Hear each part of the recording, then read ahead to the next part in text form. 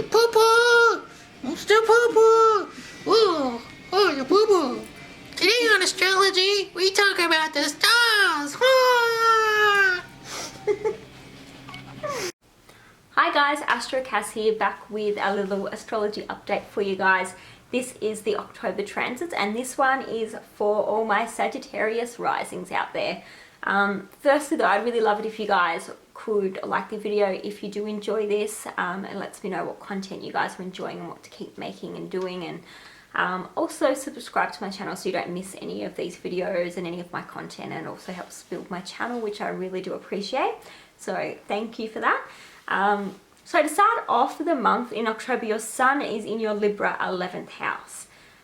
So with your sun being in your 11th house, you're really shining in the areas of friendships, networks, social groups, community, just, you know, your hobbies, the groups you're a part of, your friendships. And people are really noticing, you know, how well you're doing in those areas. You're really confident, outgoing, having a lot of fun. You're just shining in those areas. On the 24th, the sun will move into your Scorpio 12th house. So that's a time when you're going to be less social. You might not be going out with your friends all the time or doing stuff out in the community. You'll be retreating, isolating a little bit, withdrawing back, maybe working behind the scenes, doing things by yourself. It's a time, you know, just to be in solitude, whether you meditate a bit more or whether you, you know, go to a yoga retreat. It's a house of transcendence. It's, you know, a good time to just be okay with recharging your batteries and doing things, you know, by yourself behind the scenes, working behind the scenes basically. Mercury, so the planet of communication and learning, is in retrograde in your Libra 11th house. So basically with this, you want to reflect, revise, revisit the topics of your friendships, your networks, the groups that you're a part of. And think about, you know, things that you've maybe started in the past but you haven't finished, like activities or, you know, things that you've just commenced. So with retrograde, you really just want to reflect and finish off any of those things that need to be tied up, cleaned up, finished off. So it's a great time to pick back up, you know, wherever you've half done something or haven't quite finished it off, especially with your friends, your networks, the community. It's not a good time to start something completely new or change things up dramatically. It stations direct on the 19th of October in your Libra 11th house at 10 degrees. So things will become a little bit better, you know, communication, thoughts, you know, all those sorts of things will be a little bit clearer about your friendships and networks after that period.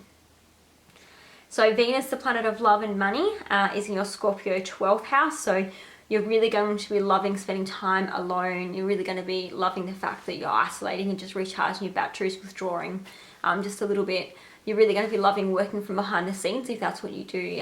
So that's a great time to make money as well, working behind the scenes in that area, or maybe you're spending money doing that. On the 8th, Venus then moves into your Sagittarius first house. So then you're going to be loving yourself. You're going to be expressing yourself in a really loving Venusian way. People might be really attracted and magnetized to you with Venus in your first house. You might be appearing more beautiful. You might be spending more money or time on your makeup, your hair, your hygiene, your appearance, your clothing, your style. You might be making money through that way as well, or just spending money on those kinds of products. So keep an eye out for that transit. So Mars, the planet of action, passion and war, it's what you're fighting for and fighting with, is in your Libra 11th house. So you're really passionate about your friends. You're really putting a lot of energy and time into your friends. You might be going out quite a lot, being a social butterfly, having a lot of fun. There might be some challenges and some conflicts with friendships or disagreements in there as well. So depending on how your Mars is aspected and how you approach these areas of life, it can be really good and energizing and motivating and passionate, or it can be conflict and aggression. So we all have the power, like the planets are showing us what energy's out there and what's happening.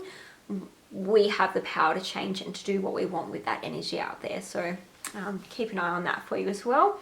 On the 31st of October, Mars then moves into your Scorpio 12th house. So that is when you're going to be really fighting for spending more time alone and just really wanting to, you know, focus on isolating, withdrawing, recharging your batteries. Maybe you need to recharge your energy, so you're really just wanting to be left alone. You can be, you know, a little bit conflicted or frustrated or angry with that transit as well. Sometimes Mars can bring those themes up, you know, Maybe it can be issues with your mental health, or, you know, with the 12th house, sometimes it can be imprisonment, like being in prison, or, you know, bound or tied up somehow, something's restricting you or stopping you. So keep an eye out for those things, but in a good way. It can be like yoga retreats, using that energy to exercise by yourself or to meditate. You're putting a lot of passion and energy into that, or creative time where you're just working on your creative passions or your work passions behind the scene and putting a lot of energy and time into those areas. So I also did notice on the 9th and 10th of October, we do have the Sun, Mercury and Mars conjuncting at about roughly 16 degrees, which I found just kind of interesting, so I thought I would bring that up as well. So the Sun obviously being your vitality, health, confidence, where you're shining, it's your life force. Mercury being communication, learning, thoughts, and Mars being your action, aggression, passion. So all of them being conjunct, you know, there could be something quite big happening around that time. Which also ties in with the new moon. So the new moon is the beginning of a cycle, something new starting, new ideas, new events. And that's on the 6th of October at 9:35 p.m. in Australian time in your Libra 11th house at 13 degrees. Now with this new moon, the Mars is also conjunct this new moon. So that's going to bring a little bit of energy, passion, aggression into it as well. So depending on your chart and how that plays out in aspects, could be a very interesting time for you as well. So both on the 6th of October, the new moon, there's going to be that Mars energy, and then again on the 9th to 10th, that Mars energy with the Sun and Mercury. So there's going to be some stuff happening around then. So with that new moon for the next 3 to 6 months, you will see new beginnings, new things starting to arise. You then have a full moon on the 21st at 1:26 a.m. in Australian time, and that'll be in your Aries 5th house at 27 degrees. So this full moon will bring endings of cycles, endings of events around those 5th house topics. So your 5th house topics of, you know, children, fun, pleasure, risk-taking, romance, dating. It's just anything you find fun and exciting, partying, those sorts of things. So you'll have endings around that area. It's definitely a good idea to have a look back to the last Aries full moon last Aries new moon, and see what was happening, because those themes would have been the things that have been unfolding up to this new moon that are now coming to an end. And I forgot to mention with the new moon, obviously Libra 11th house, the topics are going to be friendships, groups, your big wishes, it's the groups you're a part of, the community, all those sorts of things. So with the new moon, that's going to be the themes that are going to be starting. And then with the full moon, it's endings around those Aries 5th house topics like children, you know, romance, dating, pleasure, fun, creativity, all those things. So hopefully the new moon and full moon bring you guys a lot of blessings and some great events and changes in your life. Let me know how it all plays out for you. Thanks for joining.